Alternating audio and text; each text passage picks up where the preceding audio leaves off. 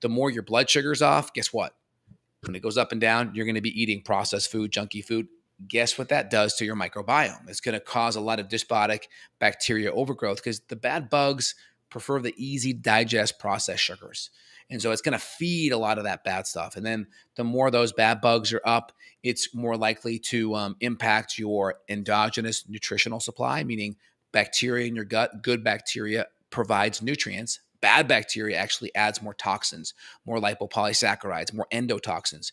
And so essentially, bad bacteria is going to poop more toxin, excrete more toxin, while the good bacteria is going to excrete more nutrients. And so good bacteria plays a big role in having good endogenous nutrition supply.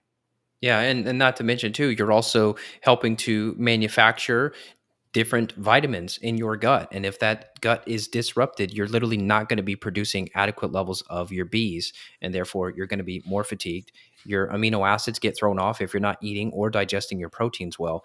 This is not a rare problem. I know sometimes the stuff you and I talk about, it feels like it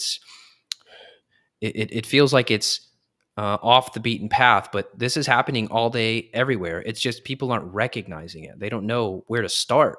Their kid's tired, so they take him to the doctor, and the doctor puts him on a stimulant so he can pay attention in school. Yeah, that's a problem because the problem with that is it's going to fry your adrenals. It's a methamphetamine. It's a pharmaceutical version of meth.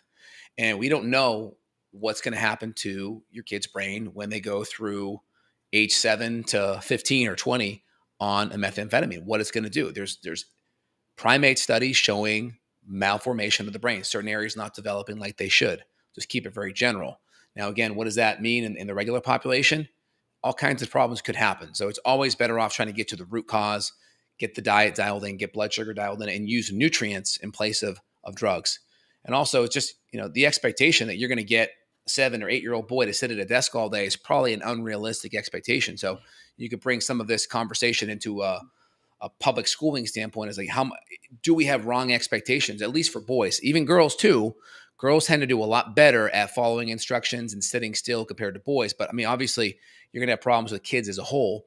And just that whole parenting issue and schooling issue of kids being expected to sit there is going to lead to more of these medications that can impact stress and impact the gut too. Yeah, and this is all being compounded by mineral depletion Yes, and lack of nutrients that's even accelerated since you and I were kids. I mean, if you look at like the correct. latest USDA nutrient panels where they study apples, I mean, the apple of 30, 40 years ago was better than the apple today if it's not, loaded with pesticides.